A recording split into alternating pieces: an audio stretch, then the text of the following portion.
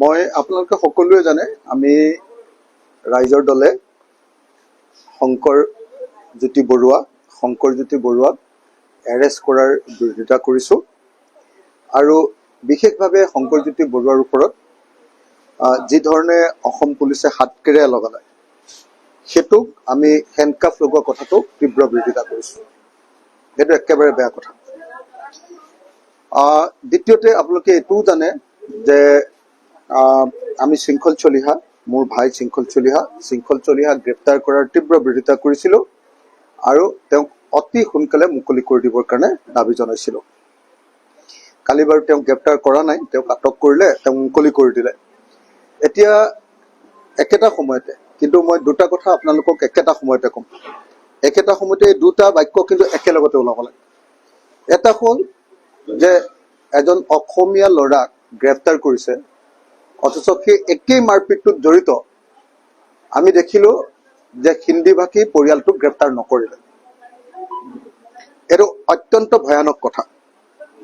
কিন্তু একেটা সময়তে এইটো কথা সকলোৱে মনত ৰখা দৰকাৰ যে দুটা হিন্দী ভাষী পৰিয়ালৰ মাজত বিজনেছৰ কাজিয়াত আমাৰ অসমীয়া ল'ৰাবিলাক সোমাইছেগে কেলে? কোনোবাই যদি বেলেগৰ বিজনেছ কাঢ়িবলৈ যায়,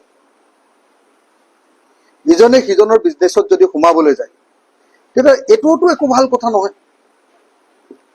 বেলেগৰ পৰা বেলেগ বস্তু এটা কাঢ়ি লৈ দখল কৰাটোতো কেতিয়াও মানি ল'ব নোৱাৰি। এইটোতো বেয়া কথা। একেটা সময়তে সেইকাৰণে শংকৰজ্যোতি বৰুৱাক গ্ৰেপ্তাৰৰ আমি তীব্ৰ বিৰোধিতা কৰিছো।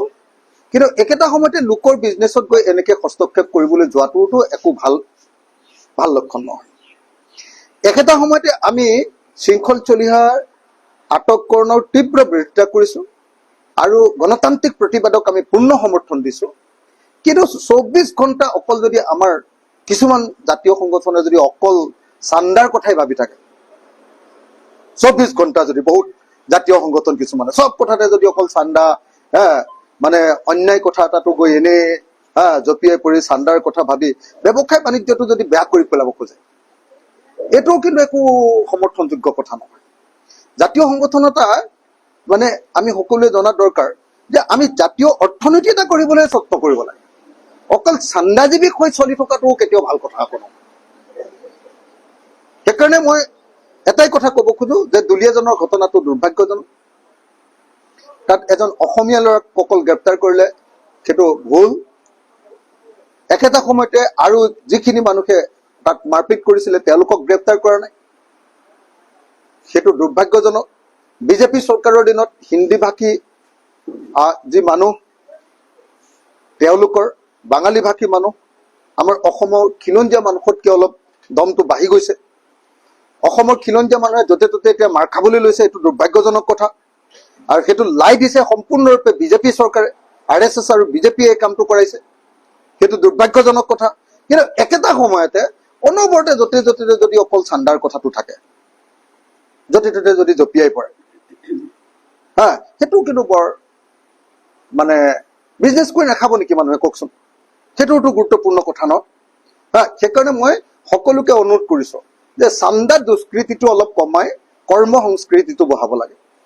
আৰু কৰ্ম সংস্কৃতিটো বঢ়োৱাৰ লগে লগে অসমৰ জাতীয় অৰ্থনীতি গঢ়িবৰ কাৰণে অসমীয়া মানুহে নিজে ভালকে সততাৰে বিজনেছ আৰম্ভ কৰিব লাগে। বহুত অসমীয়া মানুহে ভাল বিজনেছ কৰি আছে। এই বিজনেছ কৰা মানুহবিলাকক অনবৰতে ডনেশ্যন খুজি থাকিলে কেনেকে বিজনেছ কৰিব কওক? গতিকে মই আশা কৰিম যাতে এই দুইটাৰ বেলেঞ্চ হয়।